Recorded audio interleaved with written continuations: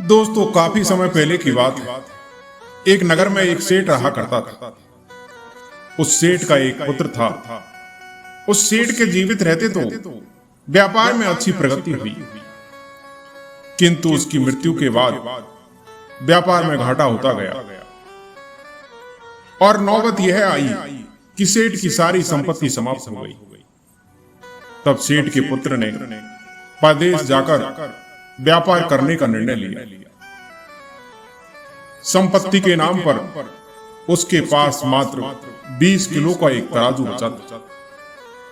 उसने वह तराजू नगर के एक साहूकार के पास धरोहर स्वरूप रख दिया और फिर वह परदेश चला गया। परदेश में कुछ वर्षों तक व्यापार करके ढेर सारा धन अर्जित कर वह अपने नगर को लौट आया। वापस लौटकर वह अपना तराजू लेने साहूकार के पास पहुंचा और उससे अपना तराजू मांगा। अब यह साहूकार बहुत बेईमान था। वह उस तराजू को लौटाना नहीं चाहता था। उसने चालाकी दिखाते हुए साहूकार बोला, अरे भाई, उस तराजू को तो चूहे खा गए, अब मैं तुम्हें वह कहां से लौटाऊं। यह बात सुनकर सेठ का पुत्र समझ गया कि साहूकार के मन में बेईमानी घर कर गई, परंतु उस समय बहस करना उसे उचित नहीं लगा।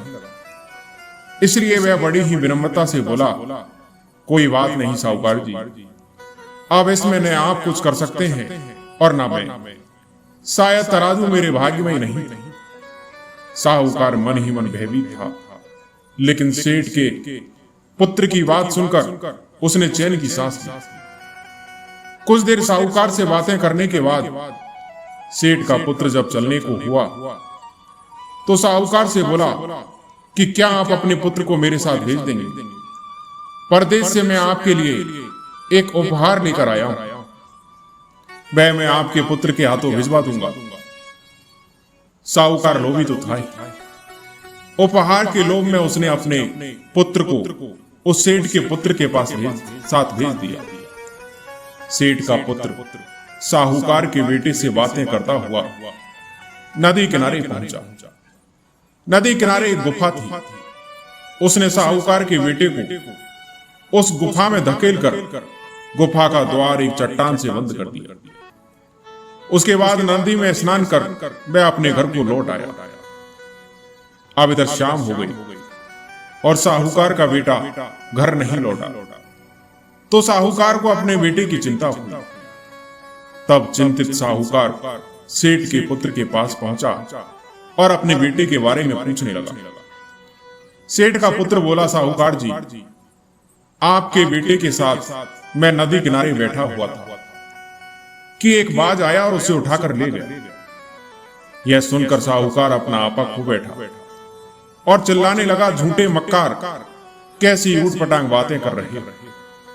कैसे कोई बाज इतने बड़े लड़के को उठाकर ले जा सकता है? बताओ मेरा बेटा कहां है, नहीं तो मैं तुम्हारी शिकायत राजा से करूंगा।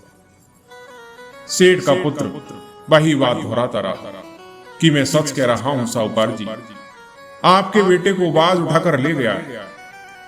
अब साहूकार क्या करता? वह वहां से सीधा राजा के पास पहुंचा और जाकर सेठ के पुत्र की शिकायत कर दी। राजा द्वारा सैनिक भेजकर सेठ के पुत्र को राज दरबार में बुलवाया गया।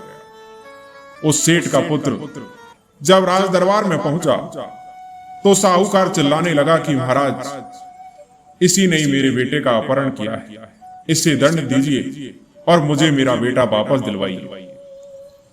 राजा ने सेठ के पुत्र से उसका पक्ष पूछा तो वह बोला, महाराज, मैं नदी किनारे साहूकार के बेटे के साथ बैठा हुआ था, तभी एक बाज उसे उठाकर उड़ गया। राजा को इस बात पर विश्वास नहीं हुआ। राजा बोला कि ऐसा कैसे हो सकता है? एक युवा लड़के को भला बाज कैसे उठाकर ले जा सकता है? तुम झूठ बोल रहे हो।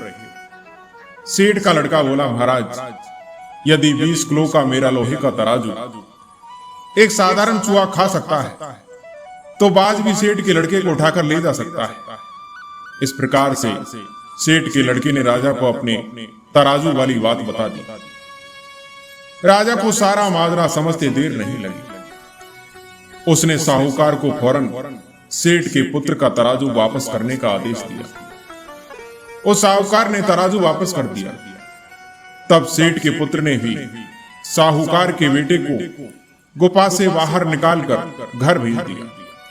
इस प्रकार से सेठ के पुत्र ने उस बेईमान साहूकार से अपना तराजू वापस प्राप्त किया। दोस्तों, इस कहानी से हमें यही शिक्षा मिलती है कि जब सीधी उंगली से घी नहीं निकलता तो उंगली टेढ़ी करनी पड़ती है। दोस्तों, मैं उम्मीद करता हूं कि आपको ये कहानी जरूर पसंद आई होगी।